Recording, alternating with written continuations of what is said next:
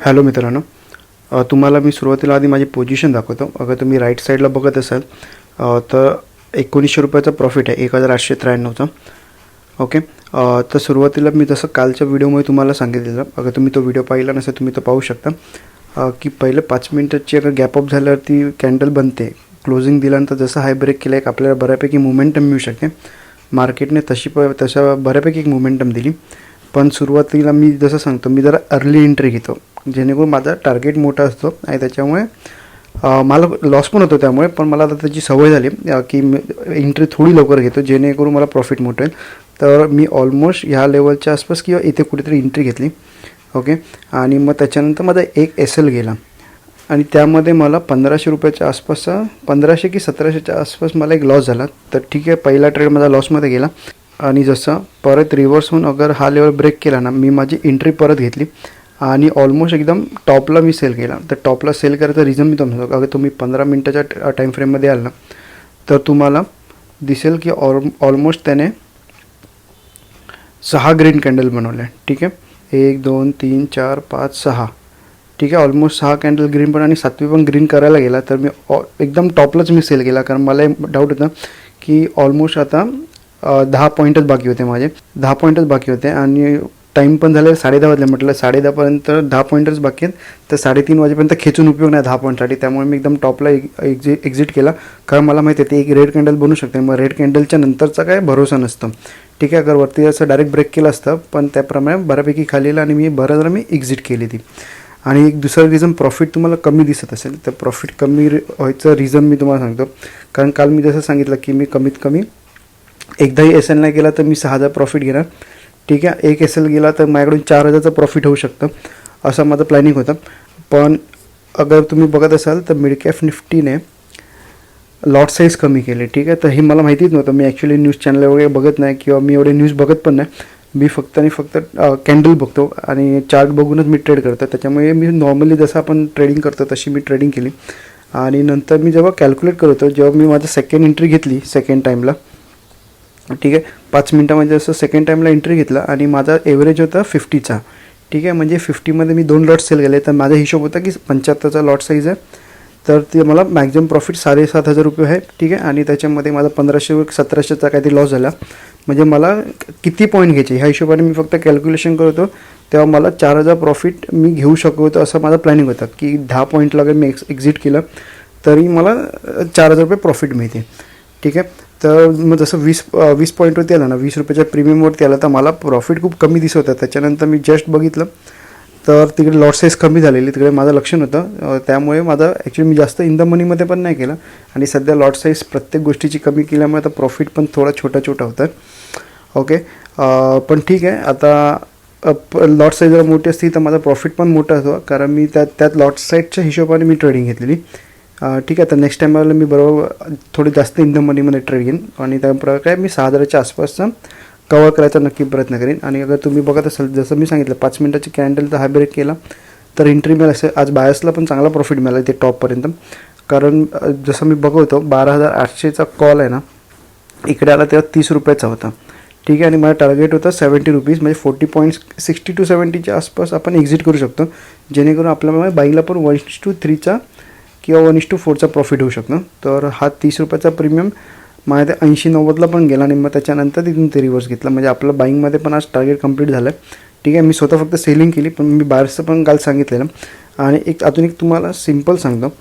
समजा हा S L थोडा मोठा होत असेल ना तर काय करायचं माहिती आहे, नेक्स्ट कॅन्डल समजा आता ह्या ग्रीन कॅन्डलचा हाय ब्रेक केला.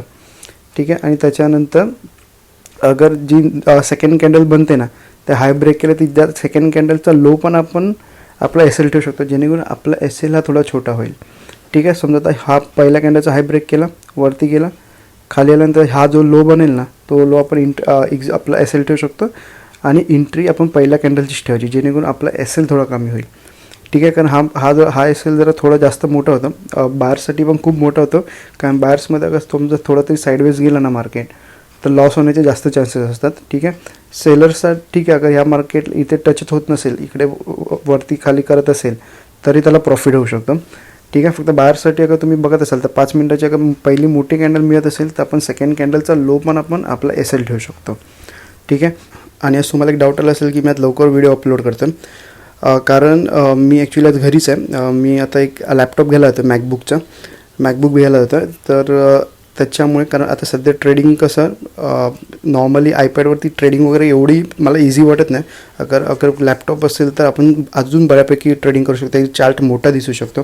ठीक आहे, तर त्याच्यासाठी मी आज सुट्टी घेतली. आता मी त्या मॅकबुक घ्यायला जाणार आहे. तर बघूया आता मॅकबुक घेतलं ती कशी ट्रेडिंग होते ती. आणि आता मी उद्या फिन निफ्टीमध्ये काय ट्रेड करणार ते तुम्हाला सांगतो. मी तुम्हाला फिन निफ्टी आणि एक निफ्टी सांगतो, कारण एक निफ्टी मला बऱ्यापैकी बुलिश दिसते, तर मी तुम्हाला शेवटी निफ्टी पण सांगेन, पण सुरुवातीला मी तुम्हाला फिन निफ्टीचं सांगतो. अगर तुम्ही निफ्टी फिनमध्ये बघत असाल, फिन निफ्टीमध्ये, तर शेवटची जी 15 मिनटाचे कॅन्डल बनलेत मोठे मोठे, तर त्याला आपण इग्नोर नाही करू शकत ह्या कॅन्डलला, कारण ते ऑलमोस्ट 23,650 पासून 22,250च्या आसपासची ती रॅली होती. म्हणजे ऑलमोस्ट 400 पॉईंटच्या आसपासची ती रॅली होती. आणि फिन निफ्टीमध्ये 400 पॉईंटची रॅली असेल ना, तर त्या गोष्टीला आपण इग्नोर करू नाही शकत. आणि अगर तुम्ही डेली टाईम फ्रेमवरती पण बघाल तर तुम्हाला एक हॅमर कॅन्डल बनायला दिसत असेल, कारण एक बऱ्यापैकी एक मोठी वरती वीक गेले. ठीक आहे, आणि त्याच्यानंतर परत खाली आलं. तर ह्या कॅन्डलचं काय असतं, ह्या कॅन्डलचा आपण एक ट्रेंडी दिवस म्हणून आपण एक वापर करू शकतो. ते कसं ते तुम्हाला सांगतो. एक सिम्पल ठेवणार मी. अगर तुम्ही 15 मिनटाच्या टाईम फ्रेमवरती याल ना, जसं तुम्ही 15 मिनटाच्या टाईम फ्रेमवरती याल ना, तर एक सिम्पल ठेवा. समजा आपण मार्केटात उद्या ओपन कुठे होतं त्याच्यावरती जास्त डिपेंड करतं. समजा एक मोठा गॅप डाऊन ओपन झाला, ठीक आहे, तर पहिली सेम आजचा जसं आहे 5 मिनटाची रेड कॅन्डल बघायची, आणि समजा त्याच्या डाऊन साईडला जात असेल तर आपण एंट्री घेऊ शकतो. फक्त एवढंच, मी क्वांटिटी समजा आता मी आज जसे 2 पी सेल केलेले, उद्या डाऊन साईडला मी मॅक्झिमम एकच पी सेल करणार आहे, एकच कॉल सेल करणार आहे, एक कॉल सेल करीन. आणि जसं त्याचा लो ब्रेक केला, मग भले तो रेड कॅन्डलचा लो ब्रेक असू दे किंवा मग पहिली ग्रीन कॅन्डल बनली आणि त्याचा लो ब्रेक केला तरी मी एंट्री घेऊ शकतो. मॅक्झिमम एक कॉल सेल करीन. डिपेंड्स आहे की किती छोटा एसेल आहे किंवा किती मोठा एसेल आहे. ठीक आहे, जसं ब्रेक केला ती मी माझी एंट्री घेईन, मॅक्झिमम 2दा एंट्री घेईन. आणि जसं आपला 1:2चा टार्गेट कंप्लीट झाला, मी ऑलमोस्ट 1:4 किंवा 1:5साठी थांबणारच आहे.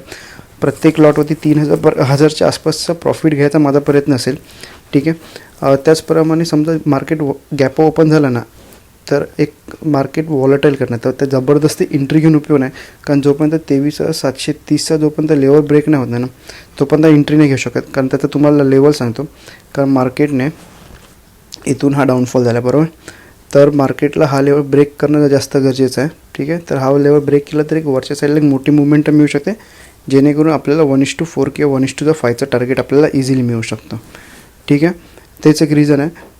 आणि तुम्हाला समजा मध्ये ओपन मार्केट झालं ना, तर मार्केट हे फक्त वॉलेटाईल करणार. जोपर्यंत डाऊन साईडचा हा लेवल ब्रेक होत नाही, फ्लॅट ओपन होऊन, तोपर्यंत आपण एंट्री नाही घ्यायची. आणि जोपर्यंत 23,730चा लेवल ब्रेक नाही होत आहे, तोपर्यंत आपण वरच्या साईडला बघायचं नाही. कारण समजा इथून तुम्ही एंट्री घेतली, तुम्हाला टार्गेट काय मोठा मिळणार नाही. ठीक आहे, आणि इथून वरती जाऊ शकतं किंवा खाली जाऊ शकतं हे सांगू शकत नाही. त्यामुळे मॅक्झिमम तुम्हाला एंट्री डायरेक्ट मोठा गॅपअप झाला इथे, आणि अगर हा लेवल डायरेक्ट ब्रेक होतं आहे, तेव्हा मग मी 2 लॉट पी सेल करीन. क्लिअर आहे. अगर हा लेवल ब्रेक केला तर मी 2 लॉट पी सेल करीन, कारण हा लेवल ब्रेक केला ना, एक मोठी मुवमेंटम याची वरच्या साईडला चान्सेस आहेत. आणि जसं माझा 1:2चा टार्गेट कंप्लीट झाला, मी माझा एस एल हा सरळ कॉस्ट टू कॉस्ट करीन. ठीक आहे, फ्लॅट ओपन अगर हा लेवल ब्रेक होतो आहे तर मी एक कॉल सेल करीन, मॅक्झिमम सेम 2दा एंट्री. 1:2चा टार्गेट कंप्लीट झाला, शेवटपर्यंत मी एका लॉटवरती 3,000 रुपये घ्यायचा नक्की प्रयत्न करेन. आणि मी तुम्हाला ते सांगतो की तुम्ही पण एका लॉटवरती जास्तीत जास्त प्रॉफिट घ्यायचा प्रयत्न करा. कारण हे बघा, तुमच्यावरती डिपेंड असतं की तुम्हाला 10,000वरती 10,000 कमवायचे, 10 लॉटवरती 10,000 रुपये कमवायचे की 3 ते 4 लॉटवरती 10,000 रुपये कमवायचे. ठीक आहे, अगर तुम्ही समजा 10 लॉटवरती 10,000 रुपये कमवत असाल ना, तर त्याच्यामध्ये रिस्क पण तुमची 10,000ची असते.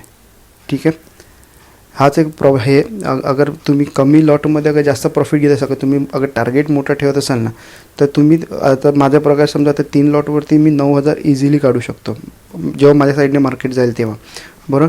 ह्याच्यामध्ये काय असतं, ह्याच्यामध्ये आपलं एस एल छोटं असतं, म्हणजे मॅक्झिमम पकडा तुम्ही 3,000चा एस एल लागू शकतो. 10,000 कमवण्यासाठी अगर तुम्ही 10 लॉटमध्ये असाल तर तुम्हाला एस एल पण 7 ते 10,000 रुपयाच्या आसपास लागणारच लागणार. त्यामुळे कमी लॉटमध्ये जास्त प्रॉफिट घ्यायचा प्रयत्न करा. कारण काय, हे 10 लॉटमध्ये 10,000 काढायचं म्हणजे ते ऑलमोस्ट स्कॅल्पिंग टाईपच झालं. 10 पॉईंट मिळाले की आपण एक्झिट करायची. ठीक आहे, तर ते मला जमत नाही आणि ते मला करायचं पण नाही, जेणेकरून माझा एस एल थोडा छोटा लागा. ठीक आहे, कारण मी मल्टिपल एस एल देत राहतो, जेणेकरून मला एक मोठा प्रॉफिट जेव्हा येईल तो खूप मोठा असतो.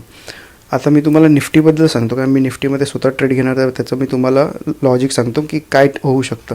ठीक आहे. अगर तुम्ही सुरुवातीला अगर वन डेच्या टाईम फ्रेमवरती याल तर तुम्हाला क्लिअर की ऑलमोस्ट त्याने ऑल टाईम हायपासून एक रिव्हर्स केला आहे, बरोबर. तर मार्केटला तर वरती जायचं असेल ना तर त्याला अगर गॅप अप तरी ओपन झाला ना तर एक वरच्या साईडला एक बऱ्यापैकी मोठी रॅली येऊ शकते. तर आपण तुम्हाला 15 मिनटामध्ये सांगतो की काय होऊ शकतं ते. समजा खाली आपण वरच्या साईडला फक्त बघायचं, निफ्टीचं अगर डाऊन साईडला जात असेल तर कम्प्लिटली इग्नोर करू शकतो. अगर वरच्या साईडला मला जायचं असेल ना तर समजा इथे थोडा गॅप डाऊन ओपन होते किंवा काही ओपन होते. जसं समजा हा लेवल ब्रेक केला ना, कारण हा बघा इकडे एक सपोर्ट आहे, बरोबर. मार्केट इथून सारखं सपोर्ट घेतला, परत इकडे त्याने एक अर्धा एक तास टाईमपास केला, त्याच्यानंतर मार्केट खाली पडलं, बरोबर. त्यामुळे आपल्याला हा एक रेजिस्टन्स आता तयार झाला आहे. पण जसं गॅप डाऊन ओपन झालं आणि अगर सुरुवातीला अगर ग्रीन कॅन्डल बनवायला चालू केले आणि बुलिश मार्केट दिसत असेल तर जसं हा वाला जो तुम्हाला रेजिस्टन्स दिसतो आहे ना तो जसा ब्रेक केला आपण वरच्या साईडला एंट्री घेऊ शकतो. ठीक आहे. आता फॉर एक्झाम्पल तुम्हाला सांगतो, समजा आता एक हॉरिझॉन्टल लाईन मारली ह्या कॅन्डलवरती. ठीक आहे. पहिले 5 इथे गॅप डाऊन ओपन झाला आणि 5 मिनटाची ग्रीन कॅन्डल क्लोज केली. ठीक आहे. तर जसं त्याचा हाय ब्रेक केला ना तर आपण वरच्या साईडला एंट्री घेऊ शकतो आणि आपला एस एल त्या कॅन्डलचा लो असेल तो आपला एस एल असेल. मग कमी पॉईंट असतील, समजा 5 ते 7 पॉईंट असतील तर आपण डबल लॉट मारू शकतो. 10-20 पॉईंट असेल तर आपण सिंगल लॉट मारू शकतो. ठीक आहे. आणि वरच्या साईडला पण कमीत कमी 1:4च्या आसपासचं टार्गेट ठेवा, भले मग बाईंगमध्ये असू दे किंवा मग सेलिंगमध्ये असू दे. ठीक आहे. आणि समजा ह्या लाईनच्या वरतीच अगर ह्या लेवलच्या वरतीच अगर गॅप ओपन झालं तर पहिली फक्त 5 मिनटाची रेड कॅन्डल किंवा ग्रीन कॅन्डलचं वेट करा, ती कंप्लीट होते. आणि जसं ग्रीन कॅन्डल असेल त्याचा जसा हाय ब्रेक केला आपण वरच्या साईडला जाऊ शकतो. ठीक आहे. अगर रेड कॅन्डल बनवली त्याचं जसं हाय ब्रेक केला आपण परत वरच्या साईडला जाऊ शकतो. मॅक्झिमम 2दाच एंट्री घ्या, कारण मार्केटला वरती जायचं असेल तर पहिल्या 2 एंट्रीमध्येच निघून जाईल. ठीक आहे. जसं आज मिड कॅप निफ्टी जसं पहिल्या दुसऱ्या एंट्रीमध्येच निघालं त्याप्रमाणे अगर मार्केटला निघायचं असेल तर पहिल्या किंवा दुसऱ्या एंट्रीमध्ये मार्केट निघून जाईल. मग तुमचा मल्टिपल एस एल नाही की ना, 2दा एस एल घेतला तर समजून जा हे मार्केट हे साईडवेज आहे मग किंवा वॉलेटाईल करते, त्याच्यामध्ये कोणाच प्रॉफिट होऊ शकत नाही. ठीक आहे. फक्त कोणाला प्रॉफिट होईल जे स्ट्रँगल सेल करतात, वरचं कॉल आणि खालून पी, त्यांनाच फक्त प्रॉफिट होऊ शकतं. आणि आपल्याला नॉर्मल आपण जो ट्रेंड फॉलो करतो त्यांना त्या दिवशी प्रॉफिट नाही होऊ शकत. ठीक आहे. त्यामुळे मॅक्झिमम 2दा एंट्री घ्या. एस एल गेला तर ठीक आहे, उद्या एस एल जाईल, परत टार्गेट आपल्याला प्रॉफिट मिळायचे चान्सेस असतात. ओके. आणि अजून तुम्हाला काही डाऊट असेल तर कमेंट करा. हा व्हिडिओ आवडला असेल लाईक करू शकता. तुम्ही चॅनलला सबस्क्राईबसुद्धा करू शकता. धन्यवाद.